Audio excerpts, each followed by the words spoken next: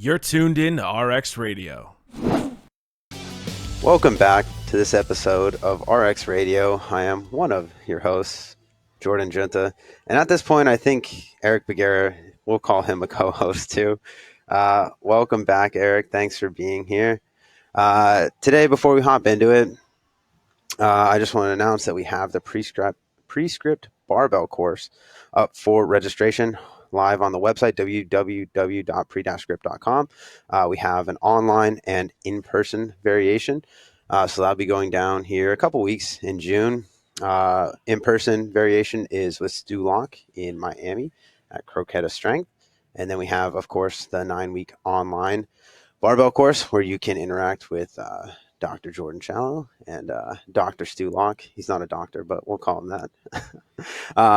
So all things powerlifting, progression, regression, adaptation, optimization, all those buzzwords. So check that out if you guys are interested. But let's hop into this podcast. Again, Eric, thank you for being here. You've been on this podcast pretty much on, we'll say, semi-monthly basis, once, twice a month for the past couple of months. So hopefully people are getting a little more familiar with you. But how are things? It's basically everybody's favorite sub, everybody's favorite lab sub, in invading everybody's favorite co-host chair. Yeah, things are good. It's been a wild couple months, I think, for all of us, hence why I'm here more and more often, and hence why if people have been going to labs or going to the webinars, actually, they've seen my face pop up a couple more times than normal just because of all the things we got going on, all the plates that are being spun in the background for you guys. But I think the barbell course being live and in Miami coming up and super secret missions that Baxter is putting together and Killian and things of that nature kind of speaks to you're going to get a lot of very tired but very hilarious conversations out of probably both of us because this is as impromptu as any conversation has been.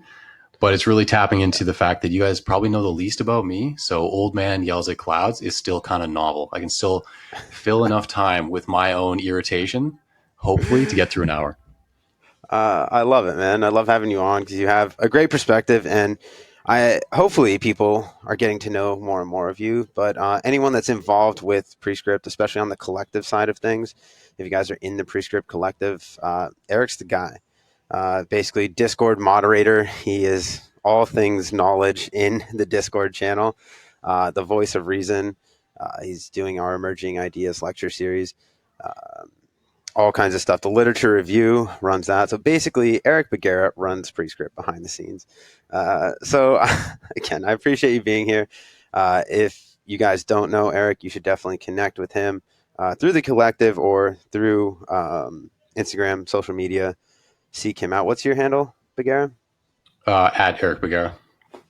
That's easy. I should remember that. I probably talk to you every day on Instagram, so I definitely should remember that. But let's kind of dive into it. I know that you had a topic in mind you wanted to just kind of vent about is I'll sum it up as trainer communication to clients. But I think there's different levels of this and different skill sets, I guess, in terms of communication and understandings of, who you're talking to, who's your audience, and changing your communication depending on that, or the level of communication depending on that. But it seems like there's a bit of a disconnect around that in the industry lately. So I kind of want to toss it to you and see what your perspective is and what you see in terms of client communication with trainers. Yeah, I've kind of found myself impromptu wading into this weird role in the industry where, like within Prescript, I am the duct tape that kind of leverages all the courses and all the content, all the conversations together because I'm almost omnipresent at this point. With the baby on the way, I basically have stepped back from, I think, 2 labs per week of all of our content offerings to finally take a little bit of time off. But yeah, I get to see basically what lands, what kind of misses, or what gets misinterpreted within our circles. And it's a really good kind of market sort of segment of what is probably happening in a more broad way on the internet or in any other educational circle that may or may not have that close-knit community aspect that we have. So anytime someone goes through the courses, I can kind of see through the ongoing relationship I've developed through all the labs, like we were saying, and especially through the Discord server, the degree of confidence that people can put the information into practice, but then also the degree of we've gotten into the space in the industry where it's not even necessarily contrarian posting, but it's leveraging your newfound information in such a way that's going to leverage your position above the average trainer, or in the eyes of a client, make you seem like you have some hidden knowledge that they may not have. And that's been pushed back against, like, almost cyclically in the industry over the years, as being just tagged as traineries. So the person that has the degree, what's up, guys? That's me. Yeah. Using anatomical terms, using the most irritating, like, literature-based case studies, things that are not necessarily the most digestible for a client, speaking in those terms pretty much ad nauseum. Even that phrase that I just used probably pissed a lot of people off. But using those kind of terminologies, those kind of examples ad nauseum, without even necessarily knowing what they're saying, and then they'll get tagged as, oh, you're just speaking traineries, you're speaking above their head, and they don't know what you're talking about, nor do they care.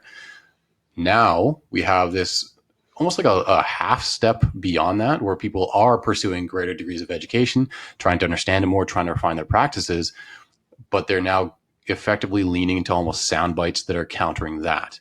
They're leaning into, oh, these people are speaking in traineries. Here's my soundbite that refutes or rebuts what they just said in a way that makes me sound even more intelligent than they are and even more relatable. But it's actually just turning into advanced traineries, because from what we've noticed, and it's a game we play in a lot of the seminars, and it's something that I've started to do in a lot of labs, where I'll catch someone speaking in that way. They'll speak in either one of our sound bites that we have said, which is awesome because it's a quick reference card for something that might be very valuable to you, or a way to navigate a conversation with the client. But they don't necessarily have that escalating level or depth of knowledge to back up that first why, or what do you mean? What do you mean by that? They only have the superficial soundbite at the ready. They don't have the next layer. I believe the analogy we use is like a rifle versus like a handgun versus like a grenade launcher level of serious intellectual damage that you can deal based upon your understanding of the concept. It's becoming advanced traineries because they have that first sort of superficial layer that should service enough people in the general population scene, to sort of cover a lot of their questions. If they have that, well, why did we choose this? Insert soundbite. Sick. We did it, and let's just move on. Versus if they want to know one layer deeper, they get paralyzed. So I've started noticing it in labs. Obviously, content on the internet is all the rage because it has to be daily effectively. So you start to see it pop up more and more. And it gets to the point where it's actually quite frustrating, because it's not necessarily an intentful misinterpretation of, for example, what we teach, but it potentially removes options for trainers down the road or clients down the road because of the ignorance of what they're saying. So things that I've even pushed back within our community to really prove that point, that we can, especially in our communities, we can have actual discourse where people have conflicting opinions, ideas, knowledge bases, but it's all a growth process. Things like activation drills and the value therein, warm-ups and the value therein. I went in on the length tension relationship as an entire webinar to lead into my course launch, because that was a big one that was advanced traineries. It was every single time you saw a piece of content come out, this trains the shortened position. And I was like, you don't know what that means. If I were to ask you, what does that mean in relation to my muscular growth in that example? Dead air. So that's where I started to get super frustrated, not because people were intentfully trying to deceive anybody or trying to necessarily improve their position in the field using information they didn't understand, but because they genuinely were just trying to do better, but actually didn't fully absorb that information or know how to interpret it just yet. So tying up those loose ends within our community and hoping to hopefully change people's perspectives on how they should be using this information. Mm-hmm.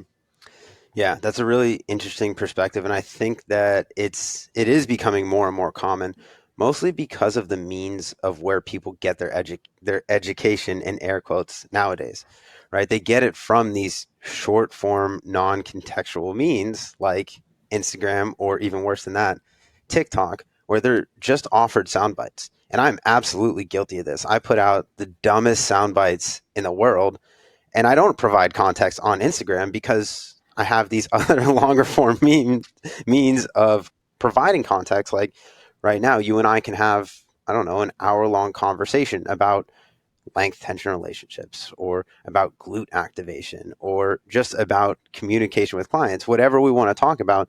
And we can go layers deep. I'm going to ask you a million whys before we finish this conversation.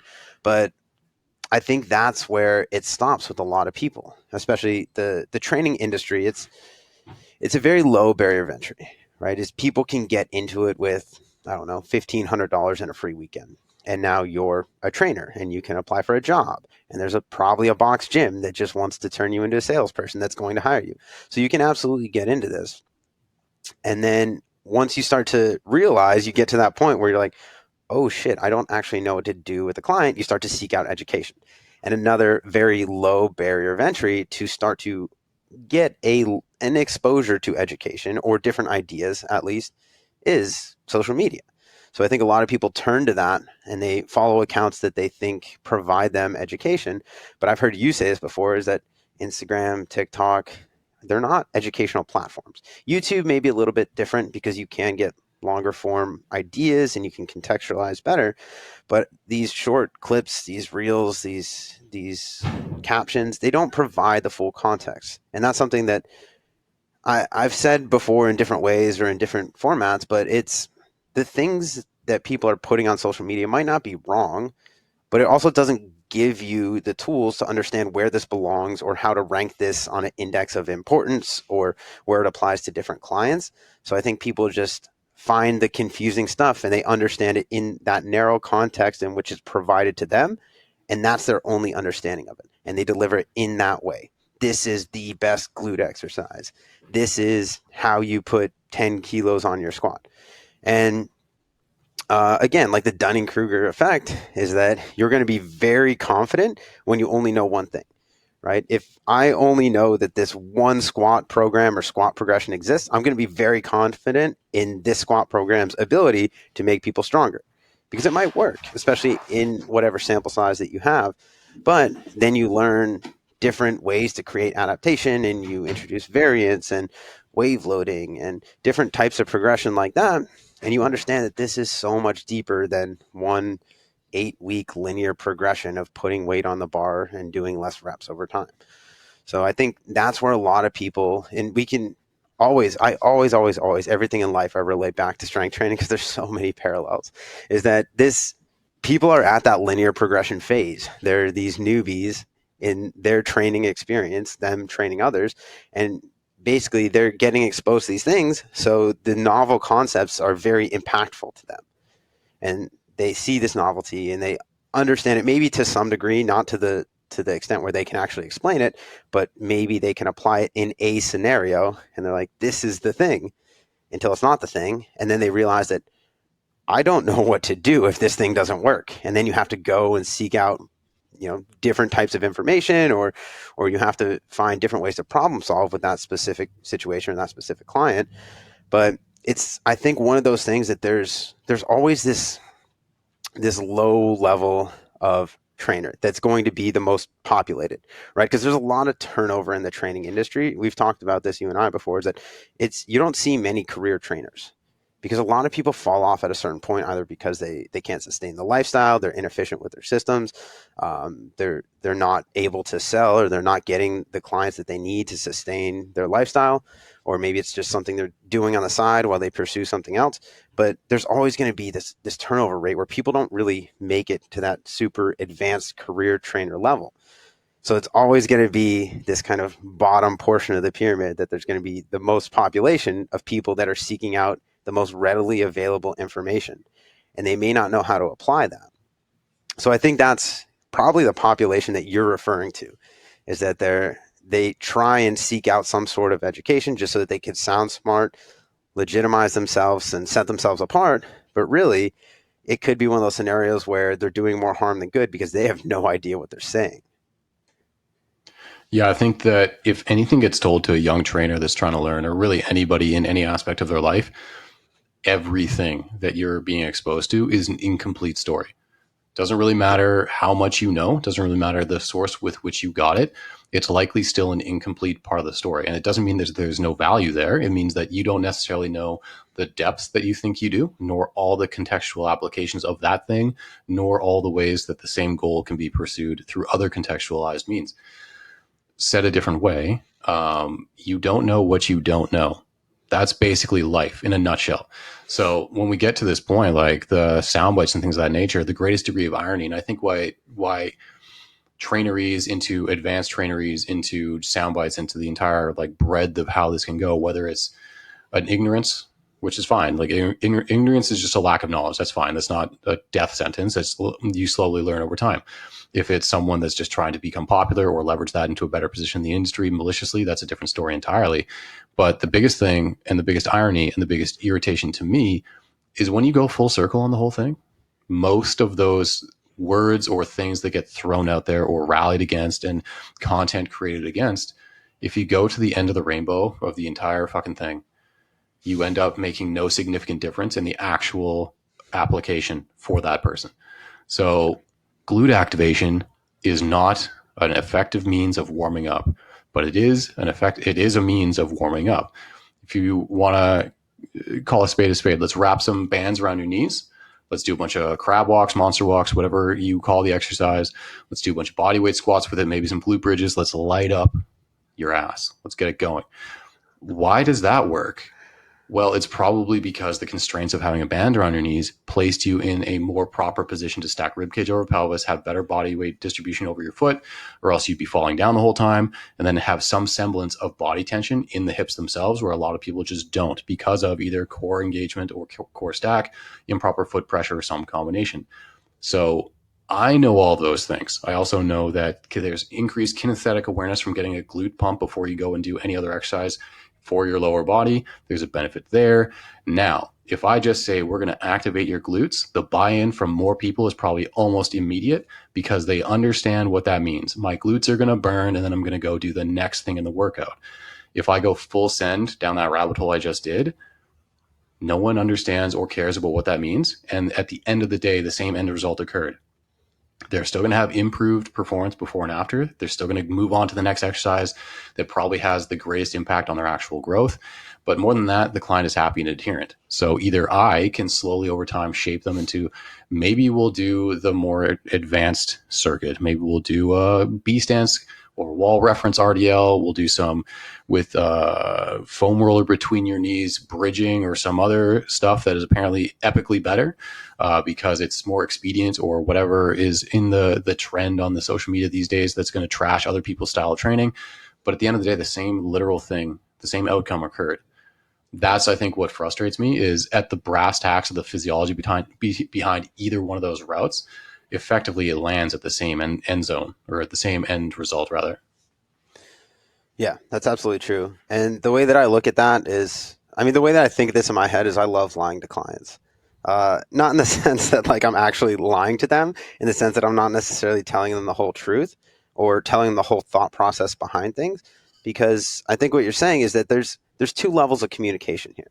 There's maybe three. There's at the top, we'll say educator to trainer, and then there's trainer to trainer, and then there's trainer to client. And each of those has to be a different level of communication. Is two trainers should be able to sit and talk about an idea and sort through it and come to some sort of actionable conclusion, right? That words are hard sometimes. Educator to trainer conversation, that should be more one of introducing new ideas, right? Is that we're going to explore this new idea, or we're going to deepen your understanding of this thing. And I want you to be able to form your own thought process around it, not necessarily I'm going to give you a thought process, which a lot of times it actually ends up being that. And that's what people are selling, is their thought process, as opposed to let's talk about this idea. Let's get you to form an understanding of it and how it applies in your specific scenario. But then the part, I think people get caught up in that. And I absolutely get caught up in that in terms of who I'm talking to, especially on the internet, because I don't necessarily talk to clients or prospective clients on the internet in terms of I'm going to train this person. I talk to clients in terms of I want to educate you or have a trainer to trainer conversation with you. So that's the audience that I'm trying to talk to. But I think people see this, especially on maybe Instagram, podcast, things like this, is that you and I, this is trainer to trainer. This is educator to educator is how we're talking right now. So the conversation you and I are going to have together, these are ideas that we want other trainers or other educators to be able to sit with and understand and form their own thought process on, so they can communicate that in the way that they communicate to the people that is their clientele. That's the things we're talking about right now, are things to create ideas, to create thought. These are not ideas that you should be communicating on the gym floor to your client. A lot of times. Sometimes we have those conversations, but especially not this one, right? That's the piece that I think people don't understand, is that trainer to client, that conversation, it can be a lot of different things. And depending on the specific client that you're working with, it should change. You should have the handgun, you should have the rifle, you should have the rocket launcher in terms of how much intellectual damage. I love that you said that, by the way. How much intellectual damage are we going to do to this person? But the piece of this that's missing is that don't sound smart just to sound smart, right? I have plenty of clients that I think that going back to the idea of lying to my clients is, I'll lie to them in the sense that the thing that they're doing isn't going to get the results that they think it's going to, right? If I can get buy-in to do the shitty split squats that are actually going to get them the results by getting them to do a glute activation circuit first because they feel their butt burning, then I'm going to have them do the thing that they feel is working just so that I can get them to do the thing I know is going to create results. And I think that's the part that people miss, is you don't have to over communicate this. Your client doesn't necessarily have to understand the process or the why behind this unless they want to. And I love those clients. I've said this plenty of times, is I love people that actually give a shit and they want to learn this stuff. But a lot of them, they just want to come in and they want to tell you how shitty their boss is, and they want to complain about their kids, and they want to feel like they worked hard for an hour. Maybe they don't. Maybe they literally just want to complain to you for an hour. But having your level of communication as a trainer, understanding that you should know more than the people that you're training, and your job isn't necessarily to educate them, unless you're an educator. Your job is to train them and to get results with them. So your communication kind of needs to be manipulated around that, in terms of and I'm not advocating lying to your clients. Be honest with your clients, but you don't have to give them the details of what you're doing. Just give them get the buy-in from the client, give them the things that they want to do, because that's going to keep them adherent. And then in the parts of the workout that you're going to manipulate, make sure they're getting the stuff that they need to do. That's the way that I think of it. Yeah. Training is like, there's a couple things happening that are going to cause success in training, and it all comes down to communication. The recruitment or your ability to attract a client really comes down to not necessarily their perception of your intelligence, but really how can you connect with what they need to connect with to actually start that process. Because everything that we do can be Googled. Everything that they need to know probably has been Googled for a lot of people. Like, once people start to reach out to trainers, there's a strong possibility they have tried to at least do some low-hanging solutions on their own. But by the time they get to a trainer, everything we're doing is either direct or indirect communication to get them to the point of buy-in to actually do the things that are required to see the results actually achieved.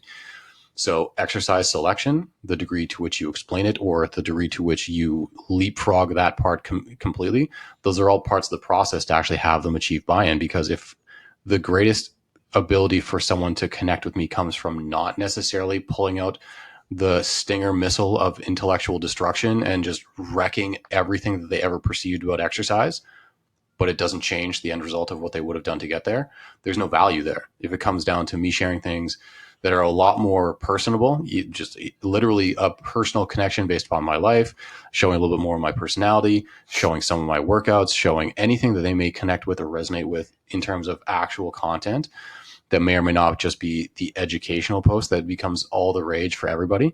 Educational content, I think, it's a misunderstanding of what is the necessary step to recruit a client. And it goes back to what you said about there's conversations between, in this case, educator to educator, which still to me will eternally be a weird phrase, trainer to trainer, and then trainer to client.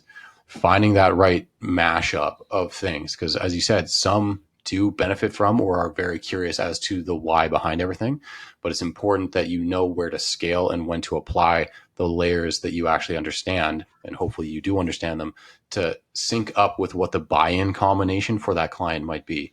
It could literally be you keep a running scoreboard in your brain of all the net positives versus all the candy you just gave them for the buy-in to keep them actually adherent.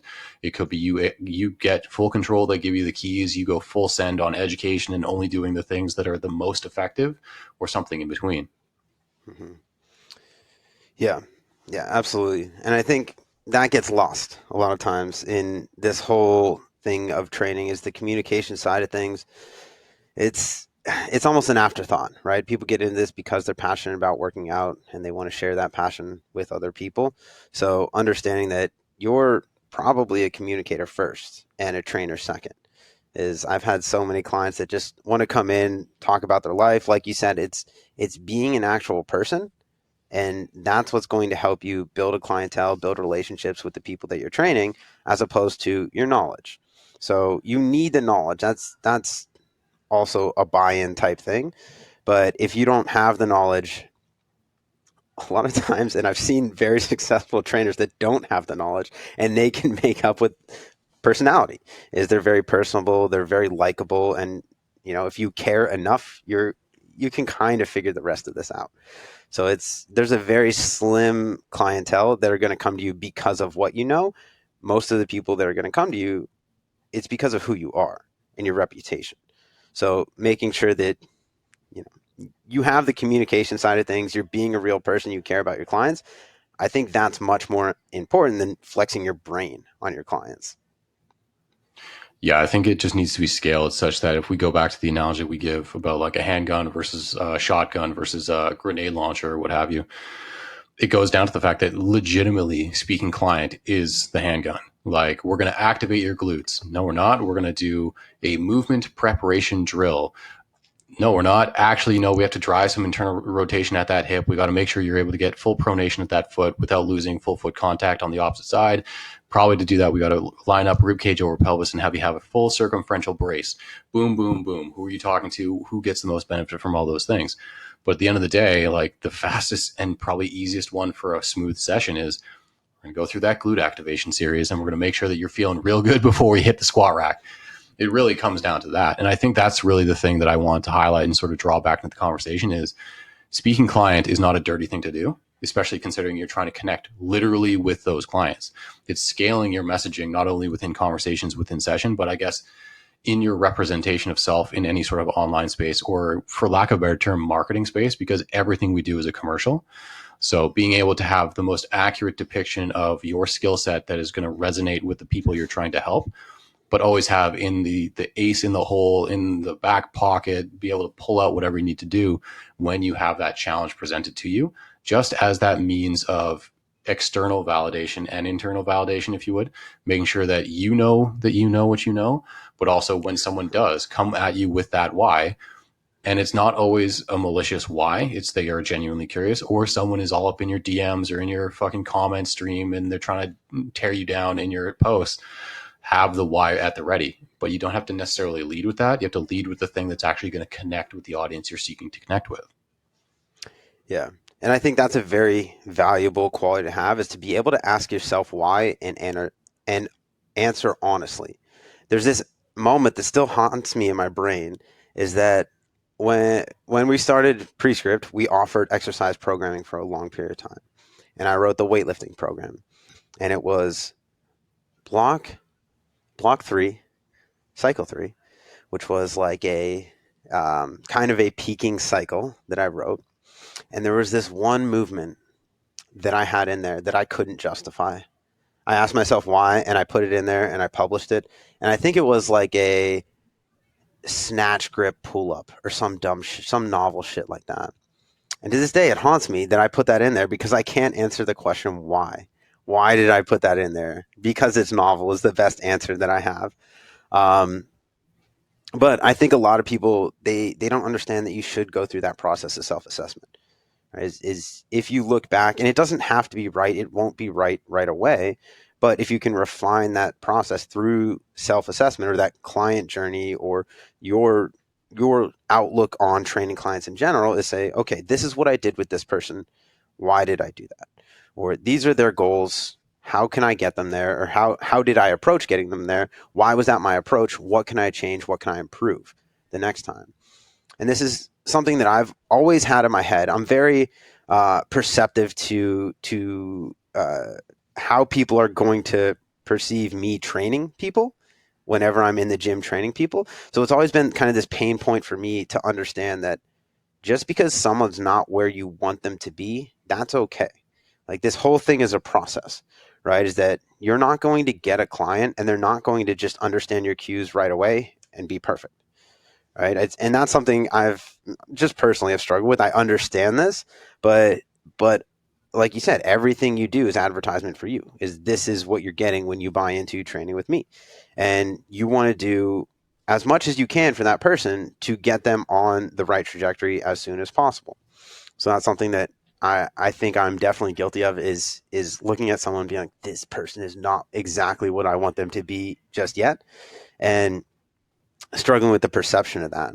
So I don't know. I don't know where that thought was going, but that's where my brain went when you said that.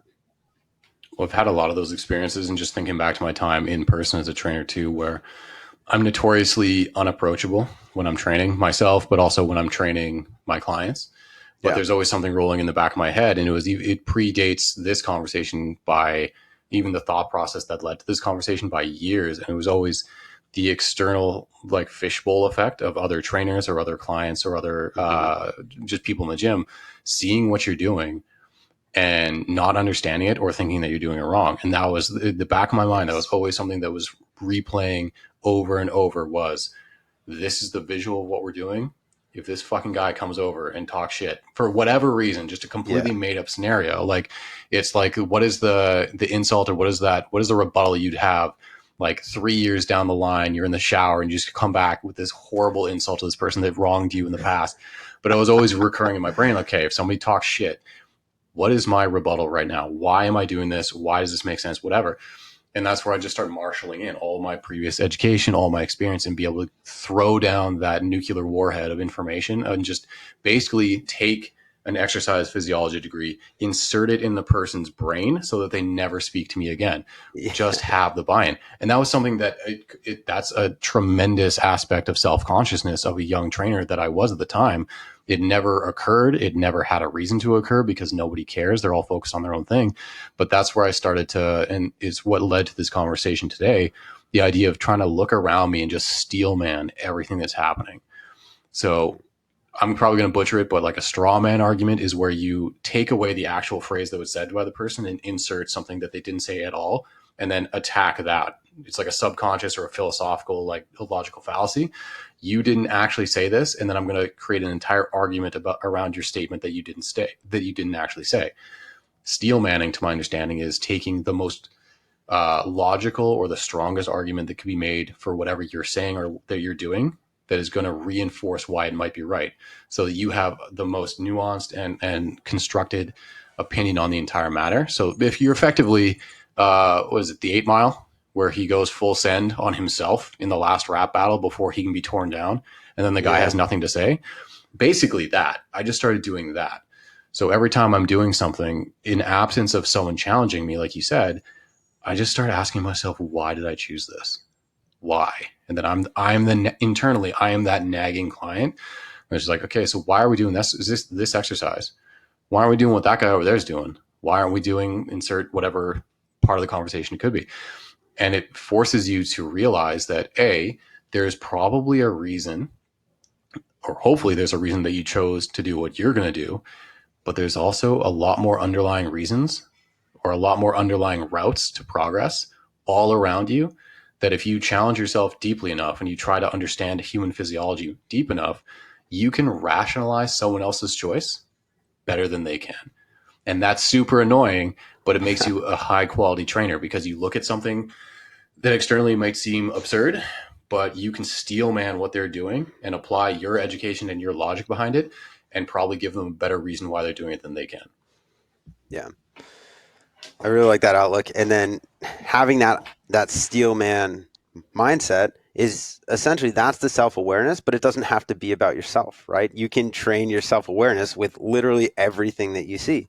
And you can try and contextualize things that trainers that may not even know why they're doing something. You can put that into context and start to build your understanding of where that might fit into something properly. So that's a really good level of awareness to have. It's not just, discrediting and talking shit, but saying, interesting that they're doing this. Why might they be doing that? And if you can better understand that, and if you can justify it, then that just deepens your understanding, your ability to contextualize these things, so that next time you're posed with a problem that might be the solution to, is you already know. It's like, oh, I've thought through this before. I have this piece that I can add in. And then I guess the flip side to that is the trainer that might not know why they're doing it is that their steel man argument could be based off of false premises, right? I think that's a really important part of this, especially with how we started the conversation, is thinking about these trainees. Is this a different language? I've never heard of this before, by the way. That's literally a metaphor for for the phrase traineries. They're speaking a completely different language than the client understands. And then Perfect. their advanced traineries is they're starting to speak a language that they don't even understand. Yeah, that's some weird shit. But yeah, if you're basing these decisions off of premises that you don't fully understand or principles that you don't fully understand, then you don't even know why you're wrong in those situations. And that's where things start to get dangerous. It's not just ignorance. It's I don't know what's past ignorance. Blatant disregard of your client, your career, yourself. I think that's called being a liability. Yeah, that's exactly what that is. So understanding that you, as a trainer, if you're going to tell someone else what to do with their body, it's on you. That's your responsibility to know exactly what you're doing and to be able to do that in a safe and effective way, or else you're just taking people's money. You're a scam. Yeah, I think that why it's such a seared in my brain process and a paranoia is because of the consequences of my own ignorance or the consequences of being wrong or not trying to understand every aspect of what's going on around me because of the responsibility of being in a lab, being on stage, being the speaker, being the person that's trying to teach someone something, running my own course now. If there's a stone left unturned and someone can either raise their hand and just throw something at me and I don't have an answer to it, like, don't get me wrong, admitting that you don't know is probably one of the most painful pills to swallow, but people need to do it early in their life. And 99% of the time, people will view you with greater respect and it'll allow you to understand and grow understand where the gaps in your knowledge are and grow expediently quicker than you ever would have in the past. But that's a sidebar. But in those situations, there's an actual consequence to not knowing what the fuck you're talking about. Like someone hands you money for a seminar, someone hands you money as your trainer or as a trainer. You're trying to drum up business that may lock in for a full year. And you don't know all the facets of the thing that you're trying to teach or the service you're trying to provide. And that's not putting up a barrier to entry per se, like outright saying that you need to literally know everything before you ever get started. But it's never losing that mentality of the drilling into your brain. Why is this my choice? Why would this work? Why might not it work? Why does that person over there that's doing what I would never choose? Why does that work? It goes all the way back to using like, why are all these people doing band kickbacks and all this other crazy shit that I would never do in my program? Why does that work? Because there is a reason why it works. It may be the most absurd way of getting to the end goal, but it still works. And if you can't understand that, or if you can't reverse engineer that process, you don't have the right to start throwing sound bites out there, because if someone starts to ask you why, you don't have that next tier of the gun list that we're talking about in order to bust out and defend your point. Yeah. A lot of that comes down to just being able to communicate expectations too, and being transparent. Is every single client that I'll take on, I'll have a conversation with them. This is what I am. This is who I am. This is what I do. And this is who I'm not. And this is what I don't do. And if you can be honest and you can understand that, even as you're getting into training, and I think that's going to build a lot better trust with people, is if you say, this, I can help you with XYZ, but I can't help you with ABC. That's not my area of expertise. I know people that I can pass you off to, or I can connect you with if that's what you want to do. And I've done that with you before. I've done that with Phil. I've done that with Dwayne. I've done that with basically everyone that we work with at Prescript, is that I probably could help you, but I know someone that can help you better. So I'm going to connect you with them. And people will reciprocate that, whether that's the client. They'll say, hey, this guy was really honest and transparent. I trust him. I'm going to send my brother to him, or my friend to him. Or the trainer that you refer to is going to be like, hey, thanks. Next time I have someone that I think is a better fit for you, I'm going to push them your way to return the favor. So I think that's it kind of comes down to your willingness to be honest with yourself and your clients about what you can and can't do. I understand there is, and I used to be super against the whole fake it till you make it mindset, but it's something that I've kind of accepted to some degree, is that there's some things that for you to advance in your career, you have to put yourself in a position where you kind of have to fake it, and not necessarily fake it in the sense of make it up, but put yourself in a position where you're on the spot and you have to figure it out on the spot. And I think that's a valuable skill to have, is to put yourself in uncomfortable situations and figure it out as you go. But at the same time, is you still need to have some sort of background understanding that's putting you on a trajectory to figure those things out, right? You can't just put yourself in a situation with no knowledge or no prerequisites and expect to figure it out. So being in that position to be honest with yourself, be honest with your clients, and be transparent of what you can and can't do, I think sets you up for a lot better success when it comes to having these conversations around, this is why we're doing it, because you're actually setting yourself up for success in that scenario, as opposed to taking on someone that has a goal that's completely different from what you specialize in or what you know or what your background is and you understand, and just kind of bullshitting it the whole time. Yeah, speaking to that, every single client I've ever accepted has landed somewhere within my either confidence level or skill set or scope.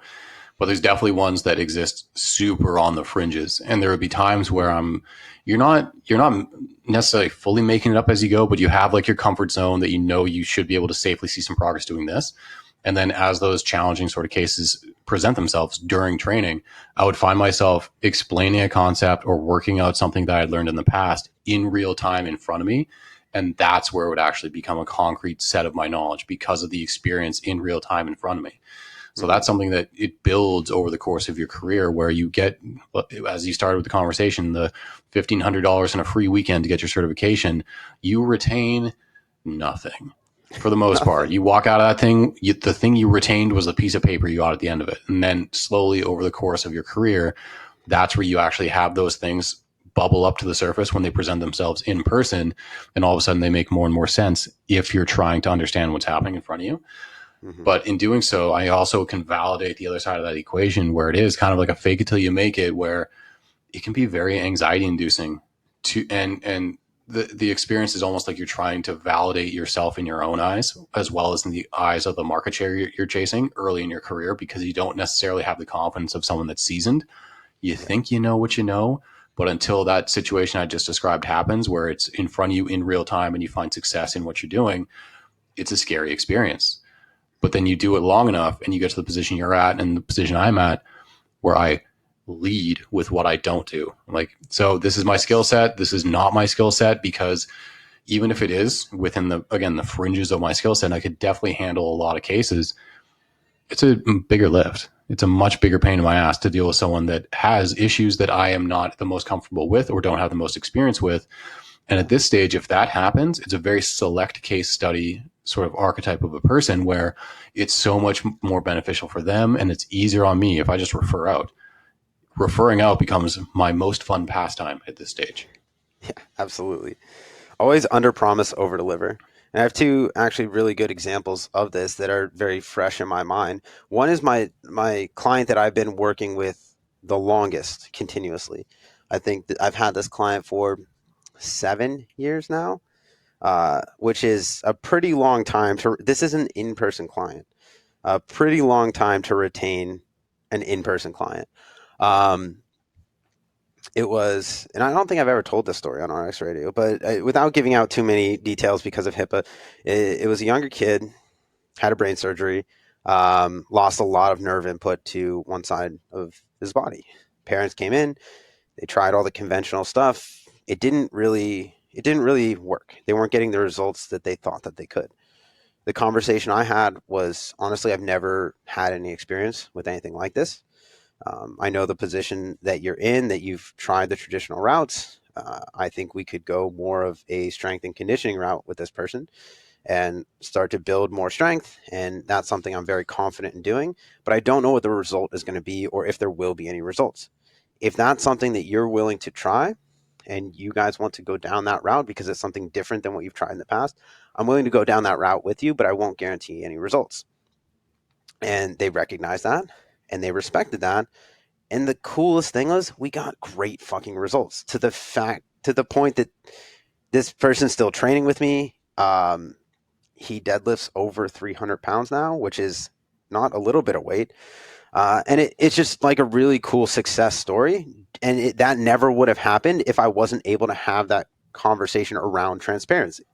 And that's one of those things where I had no confidence in this situation whatsoever. And I was just honest about that. The second example, this is kind of the other side of things, and this is a very recent case that I've had, was someone came in with frozen shoulder. And frozen shoulder, barring any sort of structural issues, in my mind, is just not knowing how to use a shoulder for most people. And that was absolutely the case with this person. I did an assessment. I had the conversation like, look, I can't guarantee any results with this, but I've dealt with this before and I understand how people in the past have had results with this. And in the back of my mind, I'm like, oh, this is fucking easy. I had one session past the assessment with this person and they could get their hand all the way overhead. Easy. She almost burst into tears, which is like a crazy thing to me, but it's under promise, over deliver. Both of those scenarios, and one scenario with confidence was very low, and I was very honest about that. Other scenario, confidence was very high, and I was not honest about that. So that's like kind of comes back to the idea of lying to the client, because you never really know. You're never going to have an accurate depiction of what someone's results are going to be. So if you can be honest and transparent about that, and you can see areas that maybe they have potential and communicate that well enough, then that's going to be how you get that buy-in, how you get that trust. And you'll have those clients, like both of those will probably be lifetime clients. Maybe if they don't see me forever, but I'll always be their guy no matter what, because I was the guy that fixed the thing that was a really big pain point for them. So that's how you build that trust. You get those long-lasting clients. Is just being transparent, being honest, and communicating with them like you're communicating with a person, not like you're trying to make some sort of labored Instagram post. Yeah, it reminds me. I believe he works out at your gym. He's got the PSL winner, Alan, I believe his name is. Alan, he said it in one of the. He's going to listen to this for sure. Shout out Alan. He made a statement, a very, very poignant statement in one of the first labs I attended with him. But we were explaining a point to him, and he raises his hand, has a question, and then he's like speaking himself through the conversation. He's like, but I would never underestimate the ability for someone to do something wrong, even with proper instruction. And I was like, that is probably the single greatest soundbite you could ever have. Never underestimate the ability for someone to do something wrong, even with proper instruction. And I think that ties together nicely with the under promise, over deliver. And my pushback against advanced traineries at this stage is it compartmentalizes people into the mindset of there's a singular best way of doing anything, when the best way of doing anything is the one that gets the results the most expedient way for the person. The most expedient way for the person is going to look different based upon their capacity to learn, their physical environment, like what they have access to, your ability to teach any individual skill set to another human under all of the various conditions you may be presented with, be it in person, online, virtual, anything in between. So what I guess I get the most agitated by in the current sort of space of sound bites and traineries and things of that nature is that a young person coming up, or a younger and more inexperienced trainer coming up, without that full complete story of how everything works down to the physiological level, down to the underlying mechanism, they have a harder time discerning what are all the tools at my disposal. Like if I have to get someone to get their shoulder or their arm above their head and like mobilize their shoulder, maybe there's one hot button thing, one thing that's the greatest all-encompassed armbar combination, Turkish get-up fucking thing, whatever it might be, that might be the greatest thing ever. Or maybe I have them do arm circles for a while.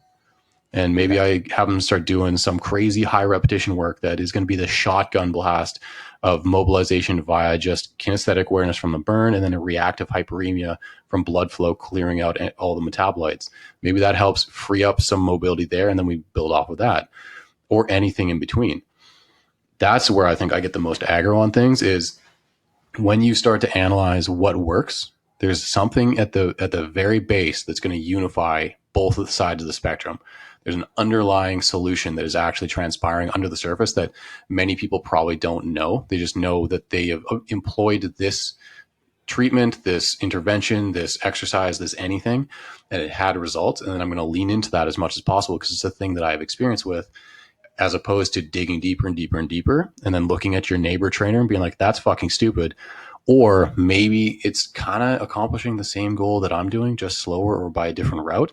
And then having that as a card to play when your ability to use your ace didn't land because someone didn't have the right skills, they didn't have the right physical awareness, or whatever may be happening. Yeah. And that's, I mean, a concept that we talk about a lot is the ability to index exercise, right? Understanding that there's a bunch of different exercises that line up on a axis, and those axes go all different directions and all different orientations, whatever that goal might be, is that there's always going to be the optimal thing, right? The thing that's going to accomplish the goal the most efficiently in the least amount of time with the least amount of effort. But then there's the realistic option, right? Is that it's, yes, it might be ideal if I can get you to just do a kettlebell bottom of under press. Your frozen shoulder is cured. We're fixed. But if you can't do the thing, if the client can't do the thing you're asking them to do, then that's not the realistic option. Is we need to be able to now strip back and deconstruct, okay, what are the pieces that make up the optimal thing? Let's maybe give them the building blocks so that they can start to build the base or the foundation for this thing. And maybe that's core control. Maybe that's diaphragm breathing. Maybe that's scapular mechanics. Maybe that's glenohumeral range of motion.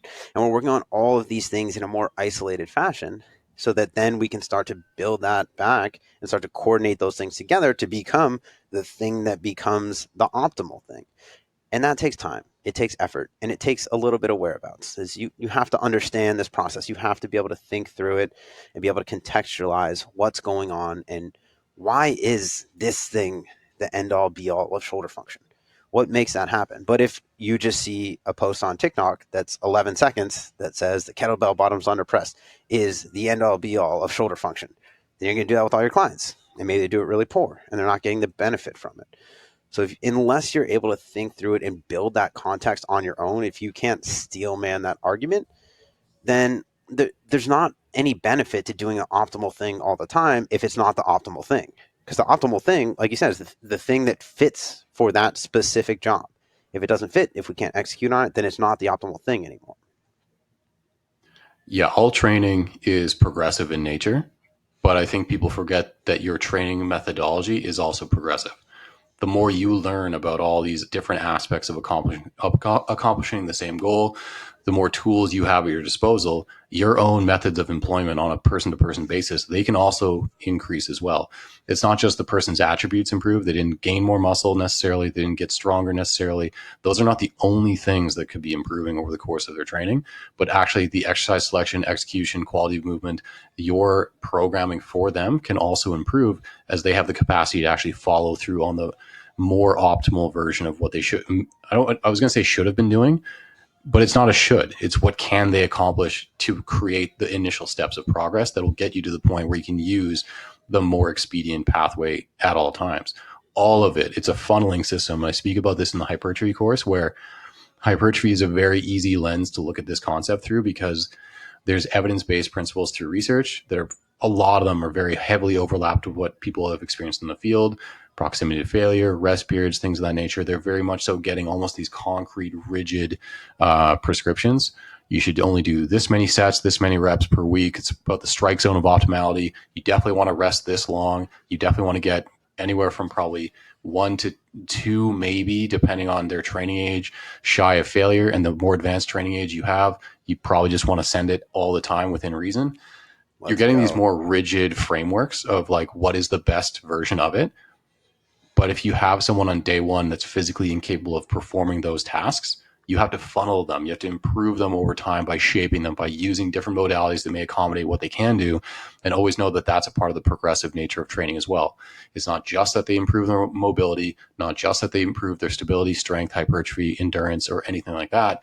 It's that their capacity to actually train well, their quality of movement, their movement competencies, all of those things, they also improve over time. Right. And the latter part of that is exactly what ChatGPT can't do, because it can do the former. It can write you a progression. I've done it before. It's not great, but it can write you a progression that will get you to progress, but it can't coach you. And that's really what people need to understand, is that coaching is the art of this. It's interpreting the facts. It's interpreting the science, the data, and being able to communicate that to clients in an actionable way that's going to allow them to progress at the appropriate rate to them. And that's coaching. An Instagram post is not coaching, and coaching is how you get paid. So try to make them look at least a little bit similar. Yo, and if you're listening to this, go get paid. On that note, do you have anything to add, Eric? No, I'm pretty good. I think I'm about ready for a nap. I think we yelled it out. Yeah, you got it all out. We'll do this another Yeah. week or two, just in case, there's a little bit left in there. But I always appreciate sitting down with you and kind of getting into your brain. These are really valuable thoughts, topics that I don't think this conversation's had often enough. I think it's one that we should definitely circle back to every now and then, understand that coaching is communication. It's understanding what your client needs and communicating that to them in an effective way. And that's really what it boils down to is, of course, you need the knowledge, you need the background to be able to do that effectively. But if you can't communicate that, then you're not coaching. Awesome. Well, thanks for being here. Again, if you guys want to reach out to Eric, find him on Instagram at Eric Bagheera. Find him in the Prescript Collective. He literally lives there. The collective is his home. All right. Thanks again, Eric. We'll talk soon. Later, guys.